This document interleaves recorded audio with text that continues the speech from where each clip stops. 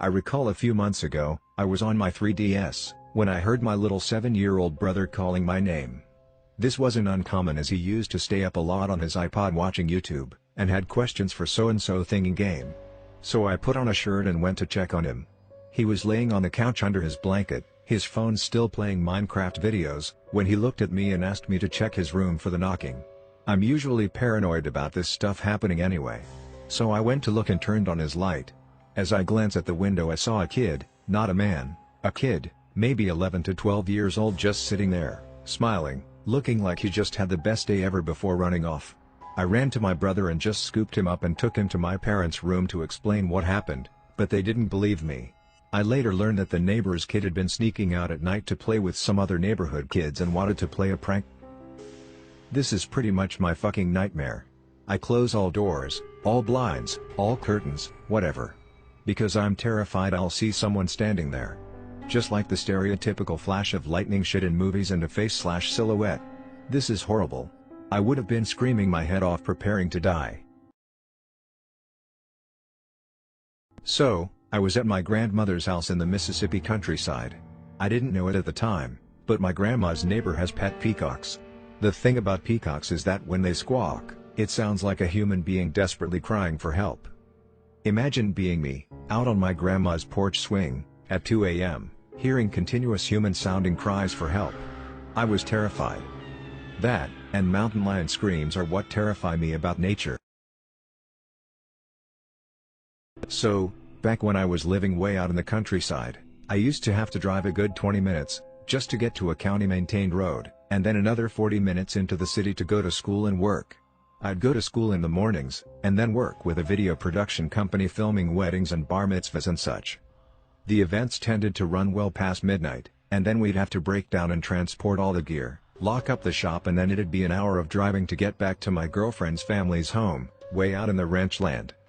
I'm driving home one night, probably 2 or 3 a.m., exhausted and probably in need of a tall glass of water if you follow, and I get to the end of the pavement and start blasting down this tiny dirt road, in that real country dark where all you can see is a little cone of headlight. Mesquite bushes and desert grass make this sort of wall on either side of the road. So it's like driving down a little chute of scraggly little branches, and I'm coming around this corner, when up in the road is this fucked up looking thing. I slam on the brakes and shoot this wall of dust out ahead of me, but through the dust sitting centered in the beam of my headlights is this white, hunched figure. It has long legs and haunches like a jackrabbit, but it's a good 4 high and kinda lumpy, like an illustration from those scary stories books, and I am terrified.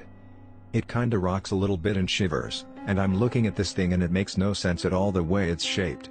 I stare at it for a good minute, just idling in the middle of this road, trying to make up some kind of story to myself, to explain what the hell I'm looking at, but I am completely stumped. So I start creeping the car forward, and as I'm getting close enough to see the shapes of its muscles, and the shine of fur, the thing hops up, and the bit I thought looked like a head with a long ear stretches up, and out, changing its whole shape like something out of the thing, and I about screamed. Still nearly invisible, except for its white striped legs and underbelly, this black cow that had been sitting at the edge of the road stood up, showing part of its body, that had been hidden behind a folded black leg, and staggered off into the bushes to find a spot to sleep where people weren't blasting it with high beams. I felt like an idiot later, but in that moment where it was rising up and like unfolding itself, if I had run off before I saw what it really was, I'd be swearing to this day I saw a chupacabra or a demon or some craziness. I was working from home, third shift, and about 2 a.m., I heard the stuff on the coat rack in the living room rattle like it does when the door opens. I thought it might be my cat climbing on the coats, and went to get her down, and found not a cat climbing thing she knows she's not allowed on, but a person I didn't know standing in the middle of my living room. He demanded to know where his stuff was, and after me insisting for about 5 minutes I had no clue who the fuck he was, he threatened me. My phone was in my room, and I wasn't willing to turn my back on this guy, so I reached for the katana my mother had gotten me for my birthday, sitting against the wall behind me. I got to chase a man out of my apartment, with an actual sword. Unfortunately, the whole experience freaked me out so bad, that now I keep the sword next to my bed in case of noises in the night. I also locked the door. I had a drunk guy walk into my house once claiming he thought it was his. That was the only wake-up call I needed to remember to lock my door when I'm home all the time. I can kinda get it in an apartment building, where every door looks the same, but this was in a unique house on a quiet street. Kinda makes me wonder if this is a tactic used by people trying to rob places, if they get caught. Pretend to be drunk and confused, so they don't get the cops called?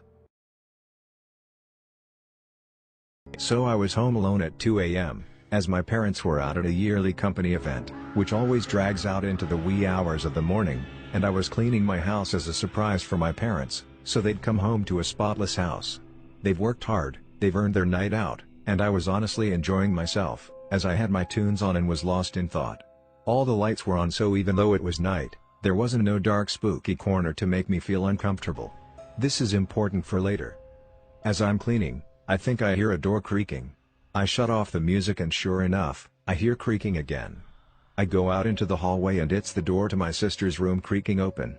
The light in her room is off, which I immediately found odd, as I hadn't even gone into her room since it didn't need any cleaning. I figured the light was always off, or maybe I forgot having shut it off. There wasn't much in the way of wind, but the doors have been known to open and close sometimes on their own.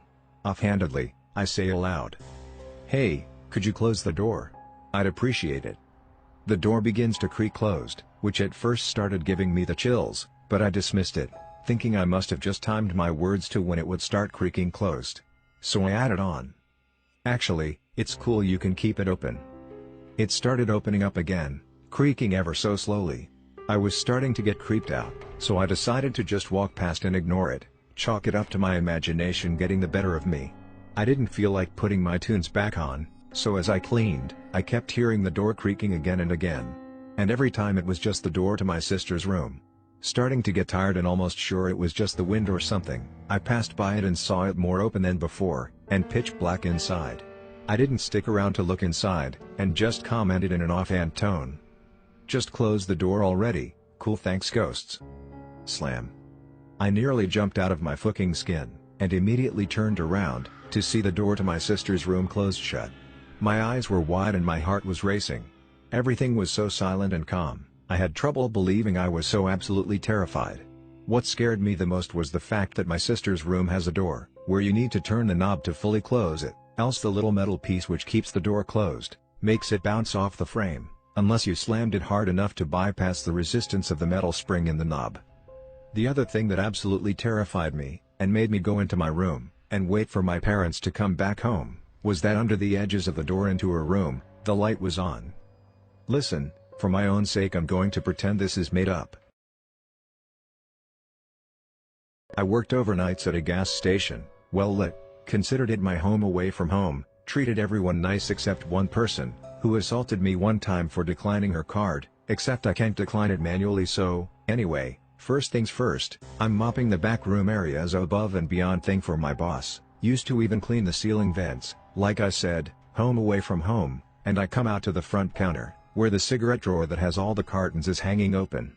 I immediately think I got robbed, so I lock the front doors to go in the back room to check the security footage. On the camera, the drawer opens on its own, which isn't possible, since they'll shut on their own if left partially open, ensuring they only stay open if pulled all the way out. Feeling a bit creeped out but glad I wasn't robbed, I go to the front door, which has one of those twisting locks. I grab the lock to unlock it by twisting. When a loud clunk occurs, and suddenly the lock is jammed shut. I called my assistant manager to inform her, and while on the phone using all my might to unlock the lock, there's 3 customers outside just laughing at this gas station clerk locked inside their store. To whatever ghost that masterminded that plan, damn good job, you got me good. Thank you for eventually using a full stop. A long while back, when I was still a teen and living with my parents, I wanted to listen to some music but it was quite late. I went downstairs to the garage, and decided to listen to music in my car. After a while it was quiet as I was deciding on the next CD to play, when I heard what sounded like leaves crunching outside. I looked in my rearview mirror, and saw a figure coming up the driveway. The motion-activated floodlight on, the garage did not illuminate as the figure approached the front door. I quickly and quietly head back inside and go up to the kitchen, where I could get a view of the front door. It was still quite dark, but I could make out the shape of a person standing at the front door. They stood there for a moment before I hear a knock. Obviously, this is strange for a quiet neighborhood at 3 a.m. I reach for my phone and dial the police, but after waiting for another minute that felt like an eternity, the person turned around and walked away back down the drive and into the street, being careful to avoid the only streetlight. Before the police had arrived, he was gone.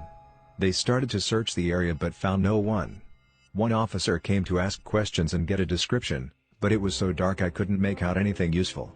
To this day, I still have no earthly clue why this happened. Damn, something similar happened to me last summer.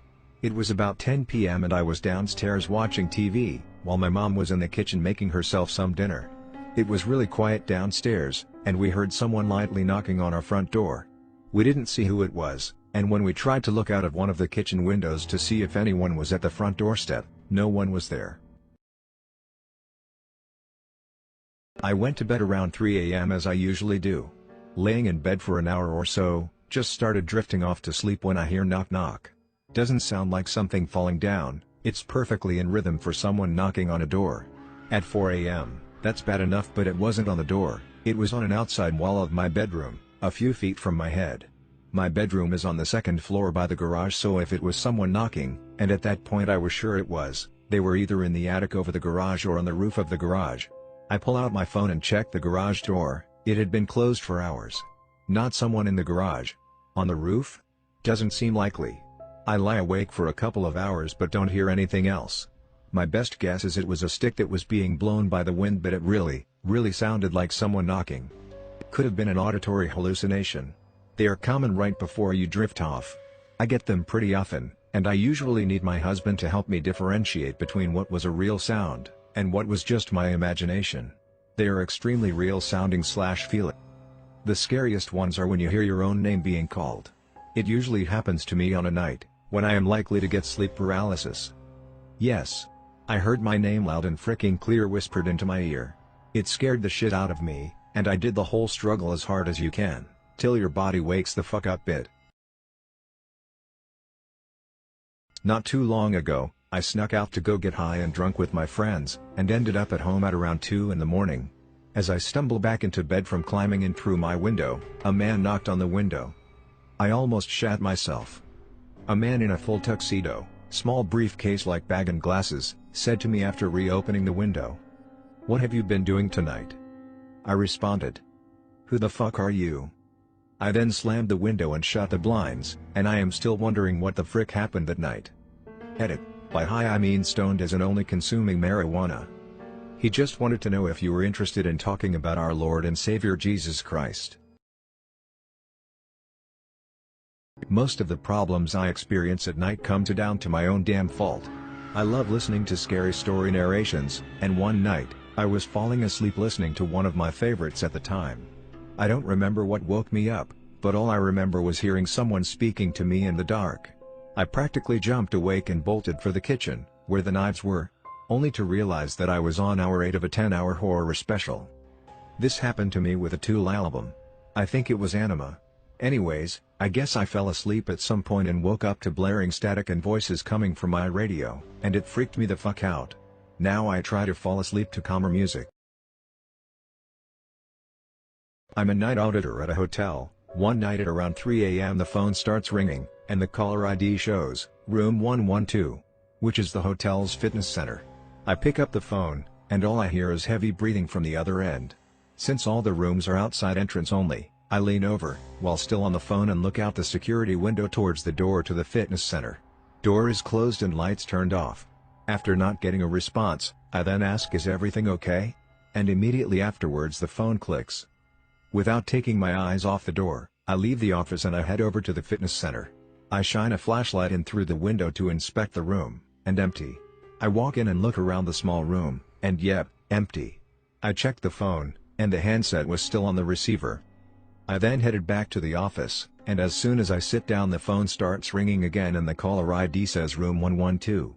I whisper to myself, "Fuck that," and pick up the phone and immediately hang up. Nothing else happened after that. Edit. Fixed grammar. It was around 3 to 4 a.m. My dog was lying down on my chest. Suddenly, she woke up. Her ears perked up, and she was staring at a very specific nothing in the room. I watching something, even though nothing was there. Her head even tilted from side to side, like a puppy does when seeing something new for the first time. She actively stared at the something/nothing for about a minute. Then, she turned toward me and suddenly lunged at my face, while yelping, and bit into nothing in midair. Literally inches from my face. A man had died in my room a couple of months before that. Maybe he was trying to hurt me? Good boy.